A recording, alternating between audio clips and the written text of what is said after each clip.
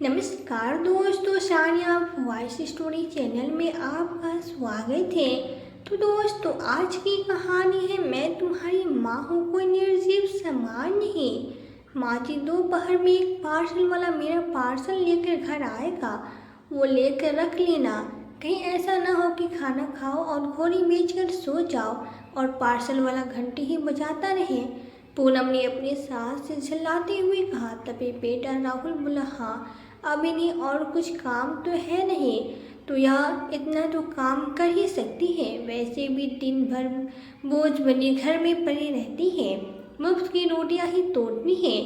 तभी बहू किचन के सिंक में पड़े बर्तनों को देखकर बोलती है, माँ जी थोड़े से बर्तन सिंक में रखे हुए हैं, वो भी मांज के रख देना और रात का खाना बना कर रख देना। और हाँ, खाना स्वादिष्ट बनना चाहिए, हम लोगों को रात हो जाएगी आने में। राहुल ने भी अपनी पत्नी की हाँ में हाँ मिलाई। आज रविवार था और दोनों सुबह का नाश्ता करके बाहर जा रहे थे। कहाँ जा रहे थे यह यशोदा जी को भी नहीं पता था। न तो उनकी इतनी हिम्मत थी कि बेटे बहू से पूछ सके, ना ही बेटा बहू कभी बताते थे। अभी 5 महीने पहले ही यशोदा जी बड़ी खुशी से पूनम को अपने घर की बहू नहीं बेटी बनाकर लाई थी। पर पूनम ने तो आते ही घर के नियम ही बदल दिए। आते ही वो अपनी मनमर्जी की मालकिन बन बैठे और अपनी मनमर्जी करने लगी और राहुल को भी अपने कब्जे में ले लिया। राहुल तो पहले से ही अपनी मर्जी का मालिक था और अपनी माँ की कभी कदर भी नहीं करता था। बची कुछ कसर पूनम ने आकर पूरी कर दी। पूनम पूरे घर को अपने अनुसार ही चलाती थी, उसकी मर्जी के बिना घर का एक पत्ता भी नहीं हिल सकता था। यशोदा जी की जिंदगी घर में रखे पुराने कबाड़ जैसी हो गई थी, जिसका बेटा तो है पर वो भी नाम का, क्योंकि उसकी कदर ही नहीं करता था। तो बहू क्या करेगी। राहुल तो पूनम को और बढ़ावा देता। पूनम राहुल के सामने ही यशोदा जी को कुछ न कुछ उल्टा सीधा कहती रहती थी। यह सुनकर बेटा एक बार भी अपनी माँ की तरफ नहीं बोलता और तो और वो भी पूनम की हाँ में हाँ मिलाता। पूनम के आने से पहले यशोदा जी ने बाई लगा रखी थी, क्योंकि उनके घुटनों के दर्द की शिकायत थी, जो घर का झाड़ू पोछा और बर्तन कर जाती थी। पर पूनम ने आते ही काम वाली बाई को हटा दिया, क्योंकि उसे लगता था कि काम वाली बाई को पैसा देने ही बेकार है। जब घर में सासू माँ बैठी रहती हैं, रात को दोनों देर से घर आए और खाना खाने बैठे तो राहुल चिल्लाकर बोला, यह क्या बना दिया, सब्जी में मसाला बहुत कम है। माँ, आपको खाना बनाना ढंग से नहीं आता है क्या। पूनम ने आपसे बोला था ना कि ढंग का खाना बनाना, इससे अच्छा तो हम बाहर ही खा कर आते। आखिर इतना कमा किस लिए रहे हैं, या बोरिंग और बेस्वाद खाना खाने के लिए। राहुल की तेज आवाज़ से यशोदा से हिल गई और चुपचाप अपने कमरे में आकर रोने लगी और सोचने लगी, पूनम को क्या कहते। जब अपना ही सिक्का खोटा हो तो दूसरे से क्या शिकायत करे। यशोदा जी की जिंदगी उतार चढ़ाव से भरी हुई थी। अपने मायके में 3 बहनों से सबसे बड़ी यशोदा जी को हमेशा ही भला बुरा कहा जाता था, क्योंकि दादी कहती थी यशोदा अपने पीछे 3 बहनें और लेकर आई है, एक भाई भी तो ला सकती थी। आखिर वंश तो बेटे से ही चलता है। तीनों बहनों को देखकर उसकी दादी का मन कुलबुला जाता था। वो चाहती थी कि सारी लड़कियां जल्दी से अपने अपने घर चले जाएं और उन्हें इन सब के बोझ से मुक्ति मिल जाए। यशोदा जी को ज़्यादा पढ़ाया भी नहीं गया था और उनके लिए लड़का देखना शुरू कर दिया गया। दहेज तो था नहीं, तो अपने से 2 गुनी उम्र की आदमी के साथ उनकी शादी कर दी गई। उस आदमी इसके पहले से ही 2 बच्चे थे। यशोदा जी जब शादी होकर ससुराल आई तो आते ही 2 बच्चे की माँ बन गई थी, उनके पालन पोषण में लग गई थी। वो घर में सबसे छोटी बहू थी, पर उन पर बड़ी जिम्मेदारी आ गई थी और जिम्मेदारियाँ इंसान को बड़ा बना ही देती हैं।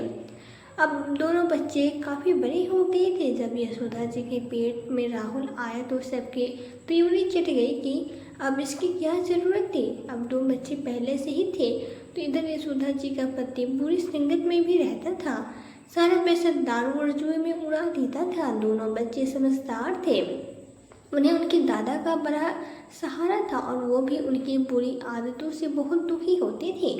यशोदा जी का बेटा बड़ा हो गया और उन दोनों बेटियों की शादी कर दी। कुछ महीने बाद यशोदा जी के ससुर जी भी चलते बचे। एक दिन यशोदा जी के पति शराब पीकर घर आ रहे थे तो ट्रक ने उनका इतना भयंकर एक्सीडेंट हुआ कि तुरंत ही उनकी मृत्यु हो गई। यशोदा जी छोटी सी ही उम्र में विधवा हो गई।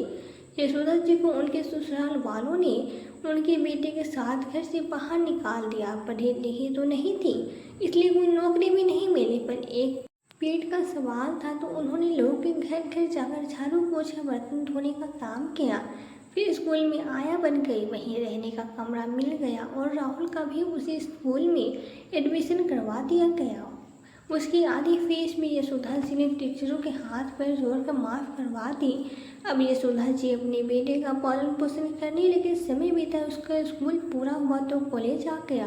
पढ़ने में वो ठीक ठाक था तो बड़ी मुश्किल से यशोदा जी ने राहुल को पढ़ने के लिए घर घर पैसे इकट्ठा कर चंदा इकट्ठा करके कॉलेज में भेजा था, इस आस में कि बेटा पढ़ लिखकर मेरा सहारा बनेगा। लेकिन हॉस्टल में रहने के कारण उसके अंदर भी बुरी आदतें पड़ गई थी और फिर बिगड़े बाप की औलाद तो था ही, तो खून का असर तो आना ही था। वही गुस्से वाले गलौज करना उसकी आदत बन गई थी। यशोदा जी समझती पर उसकी एक न सुनता था।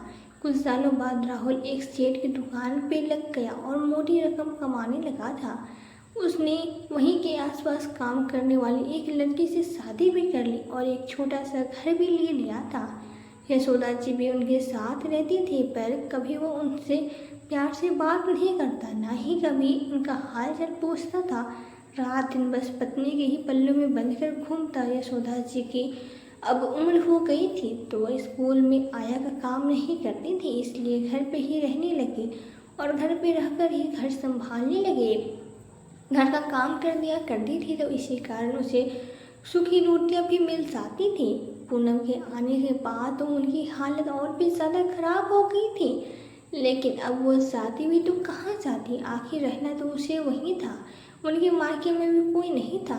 सबसे छोटी बहनों की भी शादियाँ हो गई थी, वो भी अपने घर परिवार में खुश थी और माता पिता तो कब का इस संसार को छोड़कर जा चुके थे। एक दिन पूनम ने कहा कि उसकी बहन का दाखिला इस शहर में हो रहा है तो वो अब हमारे साथ हमारे घर रहेगी। तुम अपनी माँ को कहीं भेज दो, अब इतने से घर में हम सब एक साथ तो नहीं रह सकते हैं। वैसे भी तुम्हारी माँ के तो अब मरने के दिन ही कितने बचे हैं, बेकार है यह कमरा घेर रखा है। मेरी बहन उस कमरे में रह लेगी। राहुल को भी पूनम की बात जच गई। वो यशोदा जी के कमरे में गया और बोला, माँ तुम कहीं क्यों नहीं चली जाती हो, वैसे भी इस घर में तुम्हारा क्या काम है, तुमने एक कमरा में फालतू का घेर रखा है, चले जाओ। पर कहाँ जाऊँ बेटा, मेरा तो इस संसार में तेरे सिवा और कोई नहीं है, मुझे कौन रखेगा, मैं तो तुम दोनों के साथ रहूँगी, भला इस उम्र में कहाँ जाऊँगी, मुझे कौन सहारा देगा। तू तो मेरा बेटा है, मुझे घर से निकाल रहा है, मैं तो तुझे 9 महीने पेट में रखा था, बिना बाप के इतनी मुश्किलों से पाला है और तू है कि मेरी तपस्या और त्याग का यह फल दे रहा है। राहुल मैं तेरी माँ हूँ, कोई निर्जीव समान नहीं जो मुझे घर से निकाल रहा है। मुझ तो शर्म कर माँ, यह सब बकवास बंद करो। सब माँ अपने बच्चों को पेट में ही रखती है, तुम अनोखी नहीं हो। तुमने कौन सा एहसान कर दिया, मेरे पास फालतू का समय नहीं है। कहीं भी चले जाओ, किसी वृद्ध आश्रम, किसी मंदिर में, कहीं सड़क किनारे झोपड़ी में, कहीं भी जाओ, मुझे पूनम की बहन के लिए आपका कमरा खाली चाहिए, मुझे कमरा खाली चाहिए। मैं कह देता हूँ मैं बाहर हॉल में रह लूँगी, पर इस बुढ़ापे में अपनी माँ को बेघर तो मत कर। अरे माँ हूँ तेरी बेटा, कोई गैर नहीं। यशोदा जी रोती रही, लेकिन राहुल और पूनम पर कोई असर नहीं हुआ। यशोदा जी ने सारी रात रो रो कर बिता दी। अगली सुबह यशोदा जी नहीं उठी है तो दोनों ने दरवाज़ा खटखटाया, यशोदा जी को उठाया और जाने को कहा। यशोदा जी ने काफ़ी दया की, भीख मांगी, पर पूनम और राहुल का मन नहीं पिघला। यशोदा जी अपना थोड़ा सा सामान लेकर घर से चली गई। रेलवे स्टेशन में बैठकर रोने लगे कि अब कहाँ जाए। भानु ने कहा, हमारे घर आ जाओ, पर सब अपने ससुराल में थी तो किसी के यहाँ जाकर भी लंबे समय तक रहना संभव नहीं था। यशोदा जी को अपने मायके की याद आई। वह सीधी अपने गांव चली गई। वहाँ गांव में अपने पुराने घर को देखकर उसकी तबीयत हरी हो गई। घर बंद था, कुछ साल पहले उसके माता पिता की मृत्यु हो गई थी। यशोदा जी ने अपने गेट का ताला तोड़ा और अपना घर खोल लिया। आज उन्होंने भी खुलकर सांस ली। कुछ दिनों में उनकी दोनों बहनें उनसे मिलने वहां पहुंची।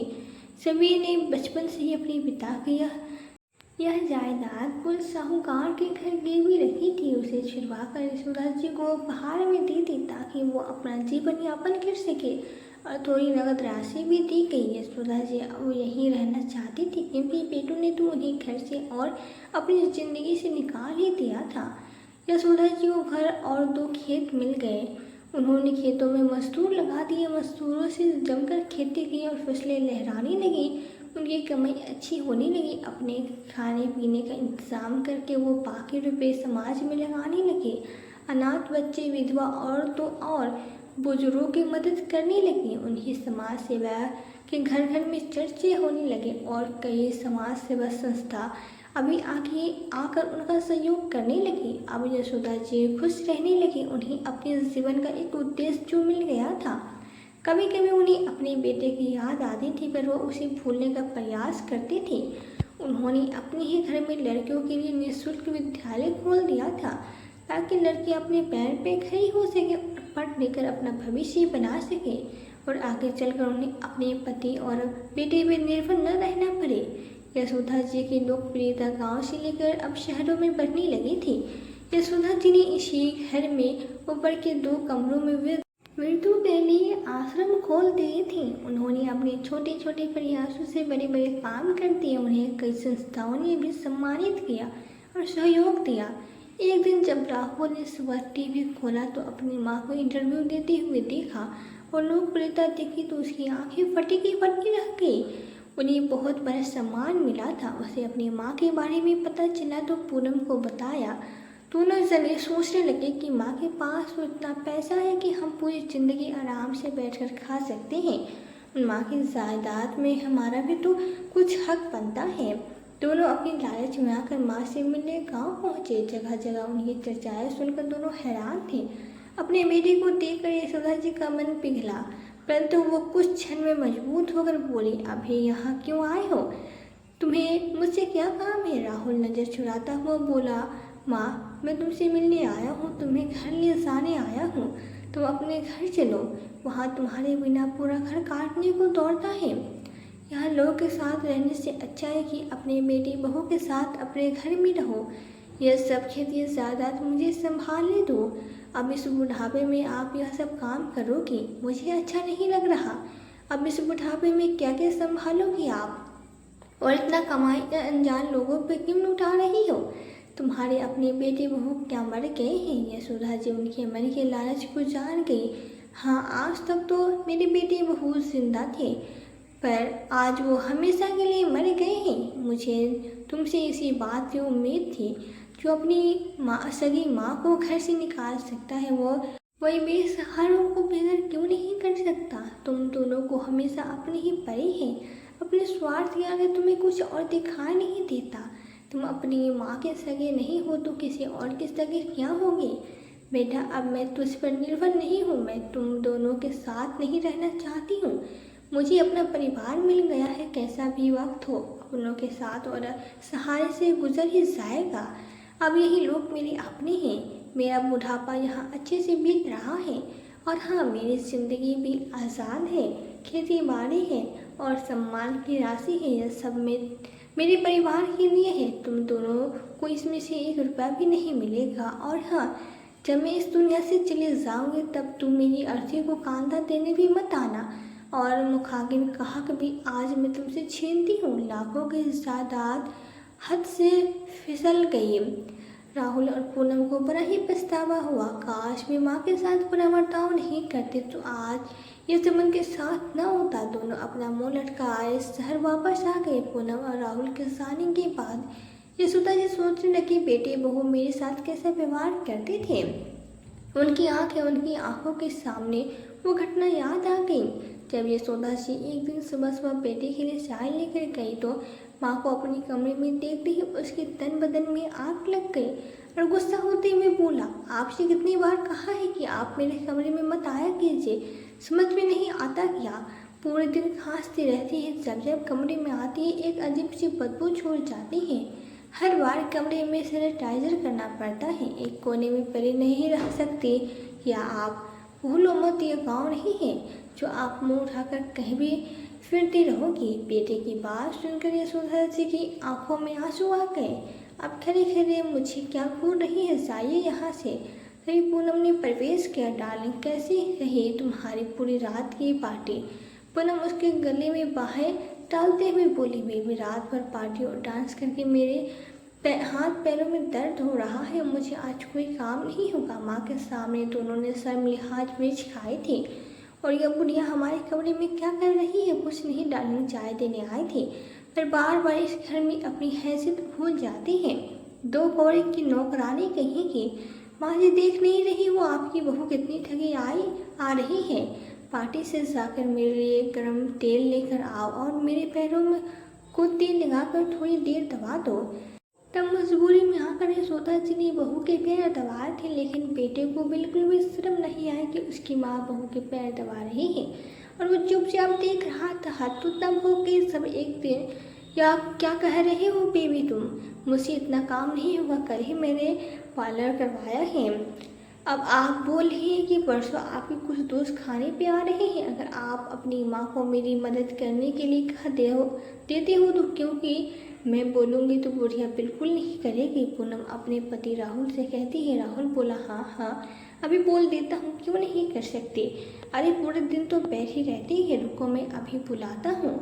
माँ, ओ माँ, परसों मेरे कुछ दोस्त खाने पे आ रहे हैं, तो कुछ अच्छा खाने के लिए बना देना। हाँ, तुम्हारी बहू भी तुम्हारी मदद कर देगी, मुझे नहीं लगता इसमें कोई परेशानी होगी। राहुल की बात सुनकर यशोदा जी खांसते हुए बोली, कितने लोगों को खाना बनाना है बेटा? तभी राहुल भड़कते हुए बोला, माँ पहली बात तो तुम खांसना बंद करो, और दूसरी बात मेरे दोस्त आए तो उनके सामने मत खांसना, वरना वो लोग सोचेंगे कि हम बीमारियों के यहाँ खाना खाने आ गए।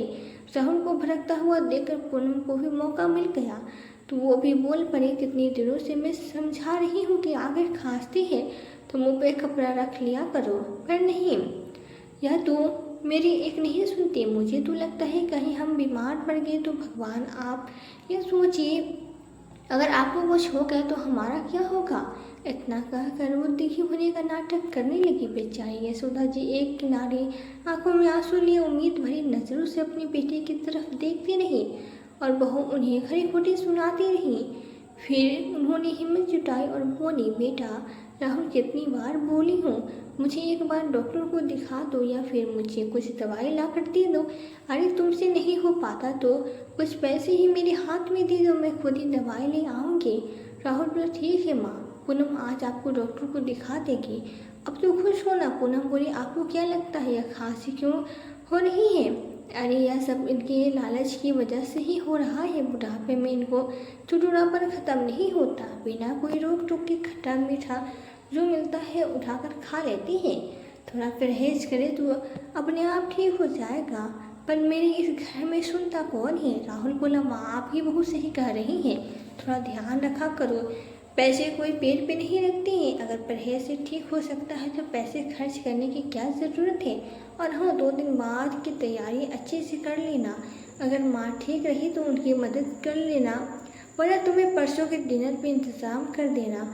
इतना कहकर वो वहाँ से चला गया।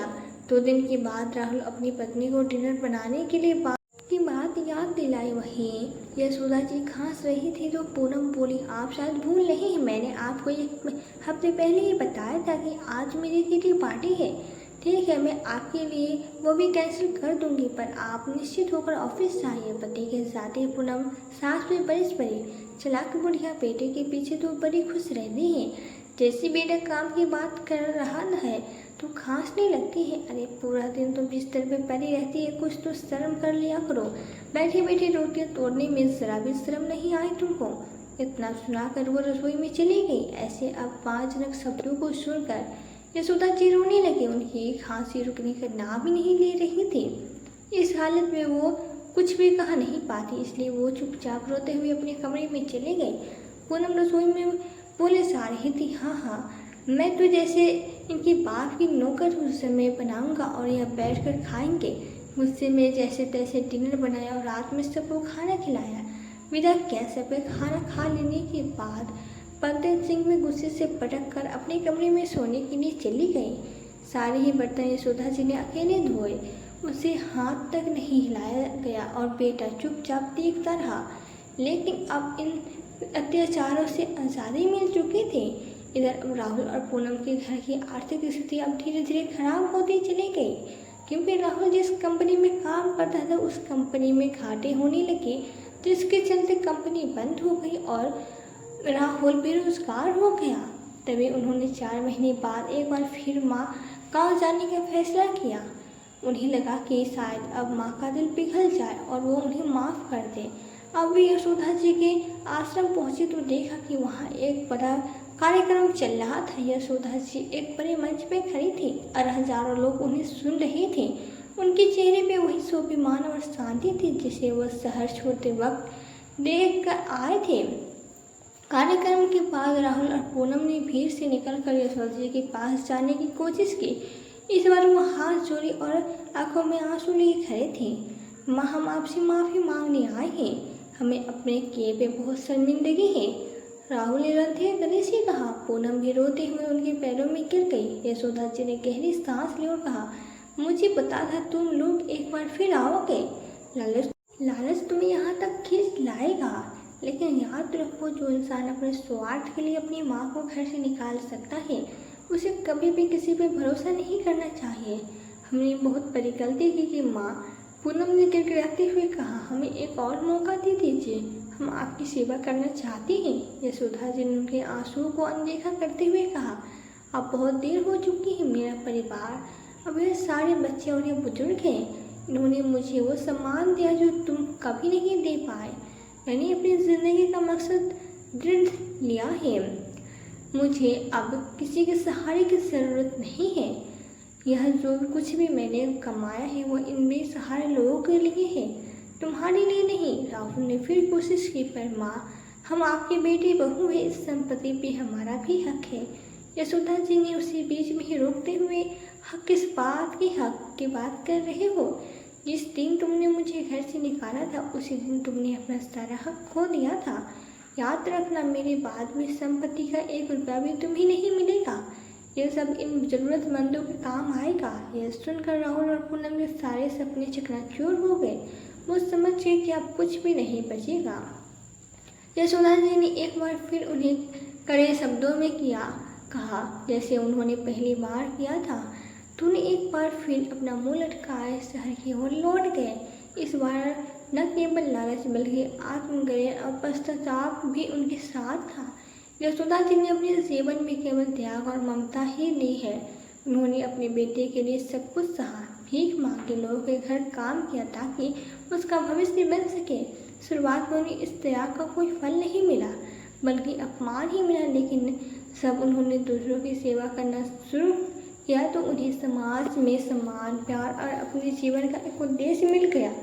वो बताता है कि निस्वार्थ भाव से किया गया कार्य कभी व्यर्थ नहीं जाता और उसका फल किसी न किसी रूप में ज़रूर मिलता है। आप जैसा व्यवहार अपनी सास के साथ करेंगे, कल को आपके बच्चे भी आपके साथ वैसा ही व्यवहार सीख सकते हैं। ये बात हमेशा याद रखिए, आप जो बोएंगे वही काटेंगे। यदि आप अपने माता पिता की अपेक्षा करते हैं तो संभावना है कि भविष्य में आपके बच्चे भी आपके साथ ऐसा ही व्यवहार करें। एक महिला अपने पिता के सहारे होती है और पति के सहारे जीवन चलाती है और बुढ़ापे में बेटी पर निर्भर हो जाती है।